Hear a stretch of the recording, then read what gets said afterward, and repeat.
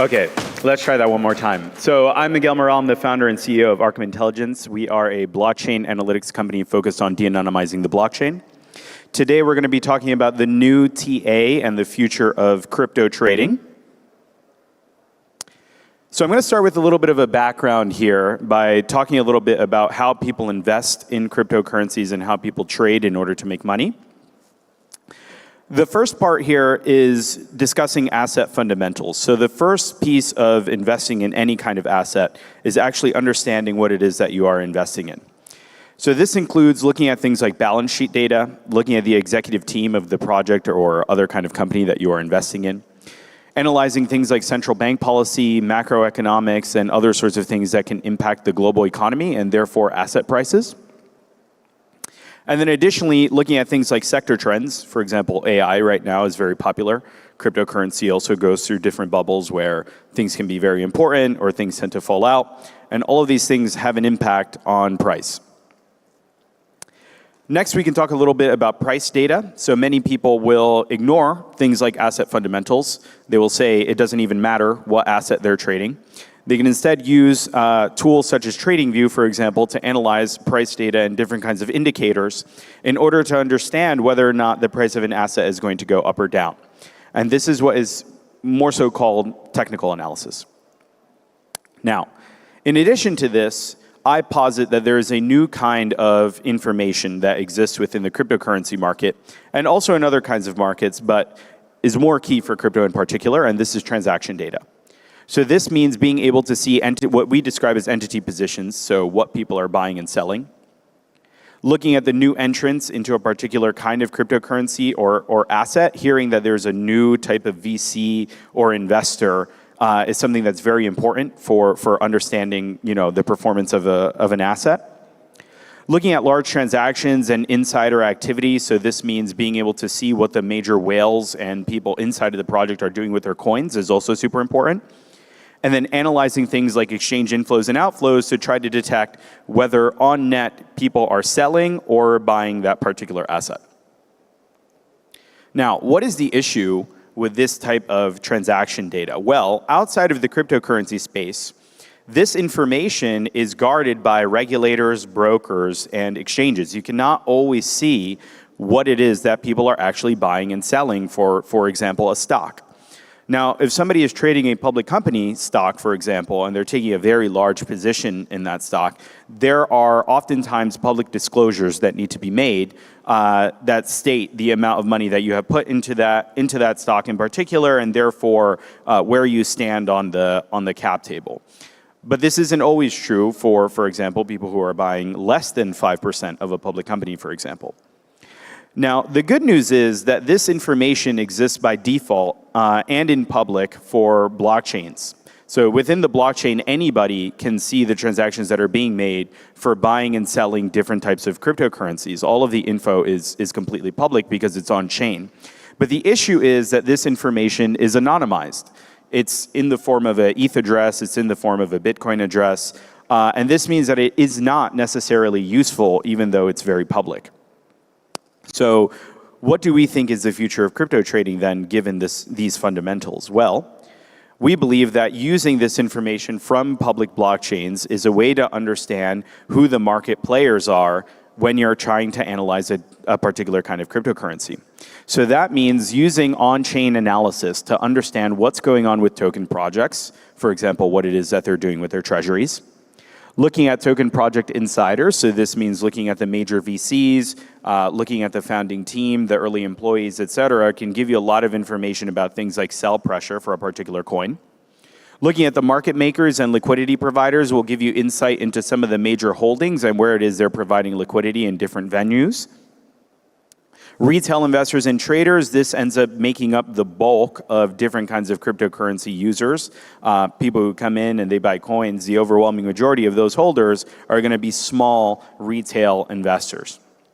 You can look at institutional investors and traders. So these are people like Jane Street, Jump Trading, et cetera, VCs like Andreessen Horowitz. And then, of course, something that Arkham has since become famous for, analyzing governments and regulators to see what they're doing with their Bitcoin, and in particular when they start dumping. So what does this mean for Arkham? What this means for Arkham is that we have created a platform where people can come in and actually analyze all of the different wallets of a particular entity all in a single place, in a single platform. These entities, they hold many different kinds of coins on many different networks, many different addresses. And without the power of a blockchain analytics platform like Arkham, you wouldn't be able to actually assess what it is these people are doing in real time. So what is it exactly that we do at Arkham, and how is it that we get access to all of this information? Well, first and foremost, we start in the same place as everyone else by analyzing the blockchain itself and looking at blockchain data. This means ingesting as much information about the networks that we support as possible. So currently we support over 10 networks, obviously all of the major ones, Bitcoin, Ethereum, and so forth. We also support Tron, BNB Chain, and a number of other networks as well. Once we have ingested all of this publicly available information about blockchain data, we then use our engineering and data science teams in order to do what we call entity classification. So this, on a very high level, essentially means taking all of these different addresses, and even if we don't necessarily know who the people who own those addresses are, we can at least associate them with one another. So if you have 10 different types of addresses, how do you know if those 10 different addresses are owned by 10 different people, or if there's one person who owns all 10? This is the nature of using data science and machine learning techniques in order to understand which entity actually owns all of those different addresses, and then you can cluster them together as shown in the slide before. Once we have all of this information, we then upload it all into one platform, which allows people to search up in real time the names or different addresses that they're interested in order to then query them and try to understand the nature of all of the different market players within the cryptocurrency industry. Now, what is some of the background for why we describe this as the future of TA, and the background for how this has impacted trading in particular? In the top left corner, we have an example of bartering, something that is very popular here in a place such as Istanbul or in Turkey, for example, where the nature of trading hundreds of years ago was such that people would buy and sell goods in a way that was essentially anonymous. You would go to a market, you could go and purchase a particular good or service, you would pay the person in cash, and there wasn't necessarily a centralized registry for this information. There wasn't a way for anybody on a high level to be able to analyze the market of these different goods and services, which means that the markets are very fragmented. It means that the market for something in Istanbul could have been very different for the market from Amsterdam or from London or from New York, even if at the end of the day you were buying and selling the same good. This later evolved into more centralized markets, such as, for example, the stock market, which you can see in the top right corner, where then people all in a single place, there would be a single centralized co-location for buying and selling a particular good, such as the stock of a given company. And there would be a centralized registry, previously done on paper, now it has gone digital, where you could look at all of the different ticks for people buying and selling that good, even if you didn't necessarily know who the buyers and sellers were, and there would be a centralized price for that particular asset. This has then later moved almost entirely online. The idea of being in a stock trading pit now seems like it's from antiquity, given that now the overwhelming majority of trading is electronic, and we have things such as high-frequency trading firms that conduct all of their volume online, and they're not even necessarily in person looking at all of these different trades. But it essentially means that all of this information is now recorded. It's recorded in a centralized ledger, which can be seen by government institutions, for example, or can be seen by banks or other kinds of trading firms in order to analyze the different types of trends that are existing for these markets and these assets on a global scale.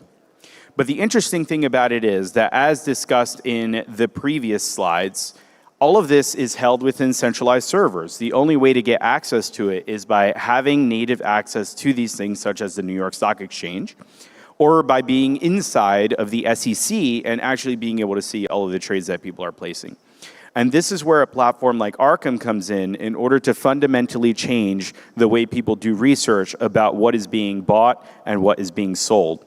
With Arkham, you don't need permission as a user from any one of these platforms in order to get access to the information about what people are doing with their cryptocurrencies and what people are doing with their different assets. You have the ability to, using blockchain technology, come in and actually analyze any network from Bitcoin to Ethereum or other types of EVM chains and be able to see from the beginning of the asset's history up until real time all of the different people who are buying and selling that asset, where it is being listed, what the volume of these places are, and this is something that previously did not exist anywhere in the world. And so as assets and commodities and stocks continue to move on-chain and continue to use blockchain technology in order to settle these trades, our vision at Arkham is that eventually all assets will be able to be tracked to the same degree in public without needing to go through third-party custodians or institutions. And once we have all of this information, it will make markets significantly more transparent, auditable, and efficient in the way that blockchains have been meant to be from the very beginning. So let's look at a case study, such as the Bitcoin ETFs. So Arkham has identified the on-chain location of all 10 Bitcoin ETFs. So these Bitcoin ETFs were a way for the crypto market to be able to enter traditional finance and get listed on the stock exchange. So all of these ETFs traditionally, before cryptocurrency, they settle once a day, or they settle once a week, or they settle once a month. And this information is then published online with regulatory filings to show the investors what the current status is of that ETF, how much money is being invested in it, what's the performance, etc. Now, the interesting thing about cryptocurrency ETFs versus other ones is that the assets are actually being settled on-chain. So what that means is we don't have to wait for Fidelity or for BlackRock or for any one of these institutional providers or custodians to do their reporting of how much Bitcoin they hold. We can actually just analyze it on chain, assuming that you've managed to find their wallets, which is the entire premise of Arkham. And so that means that in real time, we are able to actually analyze the inflows and the outflows of these different funds in order to, before they even report the amount of Bitcoin that is being bought and sold on a daily basis, we already know how much Bitcoin has been bought or sold and what the net flows are of that particular ETF before they actually report it.